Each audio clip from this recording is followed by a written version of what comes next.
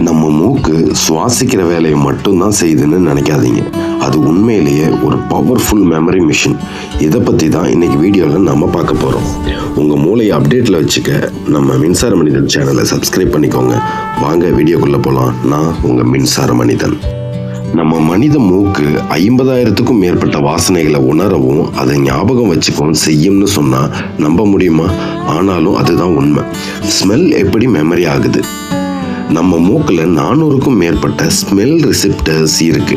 ஒவ்வொரு வாசனையும் இந்த ரிசெப்டர்ஸை ஒரு யூனிக் காம்பினேஷனில் ஆக்டிவேட் பண்ணும். இந்த காம்பினேஷன் பிரெயினுக்கு ஒரு கோட் மாதிரி போகும். இப்போ பிரெயினுக்குள்ள என்ன நடக்குதுன்னு பார்ப்போம். இந்த ஸ்மெல் சிக்னல் பிரெயினில் இருக்கிற ஓல்ஃபேக்டரி பல்புக்கு போகும். இந்த ஓல்ஃபேக்டரி பல்பு தான் ஸ்மெல்லை மெமரியாக ஸ்டோர் பண்ணுற இடம். அதனால தான் ஒரு சின்ன பர்ஃப்யூம் வாசனை உடனே நம்மளை சைல்ட்ஹுட் மெமரிஸ்க்கு கூட்டிகிட்டு போகும். ஒரு மழையோட வாசனை நம்ம சின்ன வயசு நினைவுகளுக்கு உடனே கூட்டிகிட்டு போகும். எத்தனை வருஷம் ஆனாலும் அம்மாவோட சமையல் வாசனை வச்சு சொல்கிறோம் இல்லையா? அதுக்கு இதுதான் காரணம்.